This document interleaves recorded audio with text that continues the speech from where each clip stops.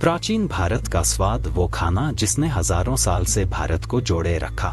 जब हम भारतीय भोजन की बात करते हैं तो हमारे ज़हन में आते हैं मसालेदार करी, बिरयानी, रोटी और मिठाइयाँ। लेकिन क्या आपने कभी सोचा है कि हजारों साल पहले भारत में क्या खाया जाता था? कौन से मसाले थे, कौन सी रसोई थी और कैसा था हमारे पूर्वजों का भोजन संस्कार? आज हम आपको लेकर चलेंगे समय की यात्रा पर, जहां हम खोजेंगे सिंधु घाटी सभ्यता से लेकर मौर्य साम्राज्य तक भारतीय भोजन की अद्भुत कहानी।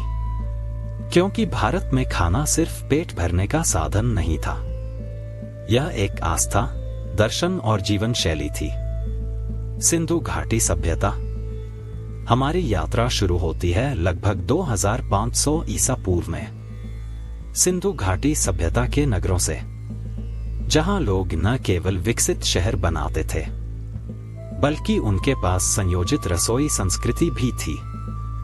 पुरातात्विक खोजों से हमें पता चलता है कि यहाँ के लोग जौ, गेहूं, मसूर, तिल और चावल की खेती करते थे। लोथल जैसे नगरों में चावल के दाने मिले हैं। यह बताता है कि चावल भारत का भोजन बहुत पुराना है।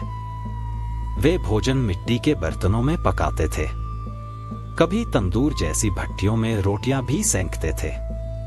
मसालों की बात करें तो हल्दी, अदरक, सरसों के बीज और धनिया, इनका प्रयोग पहले से होता था। मछली, दूध और दालें भी उनके भोजन का हिस्सा थी।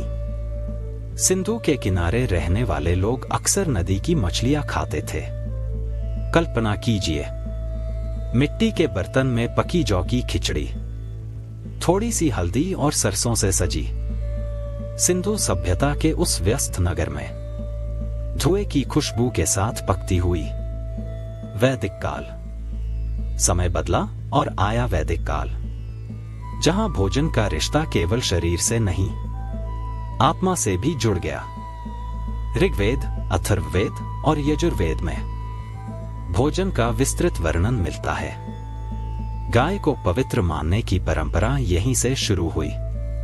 लोग दूध, दही, घी, शहद और जौ का प्रयोग करते थे।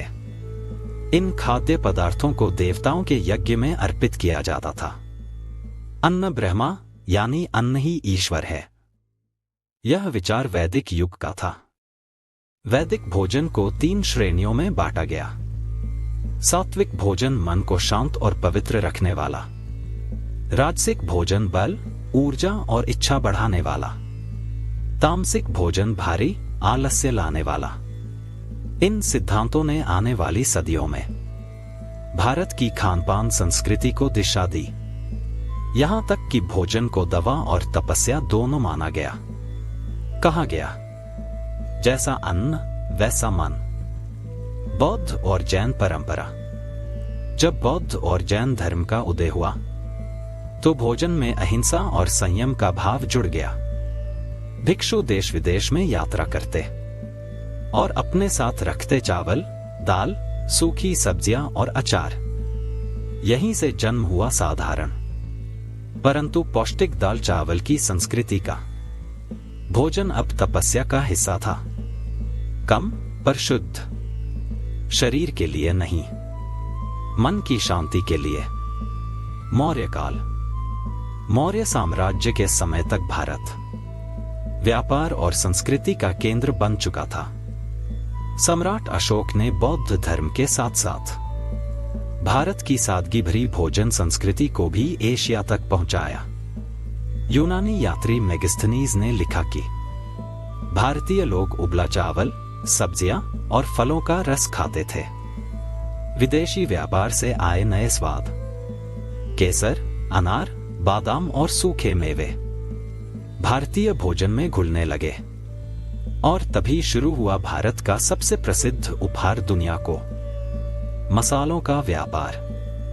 काली मिर्च, इलायची, दालचीनी, हल्दी, यही वो खजाने थे जिनके लिए रोमन और अरब व्यापारी भारत की धरती तक आए। आयुर्वेद और स्वास्थ्य का भोजन। भारत में भोजन केवल स्वाद नहीं, स्वास्थ्य का आधार भी था। चरक संहिता और सुश्रुत संहिता जैसे आयुर्वेदिक ग्रंथ बताते हैं हर भोजन का शरीर पर अलग प्रभाव होता है।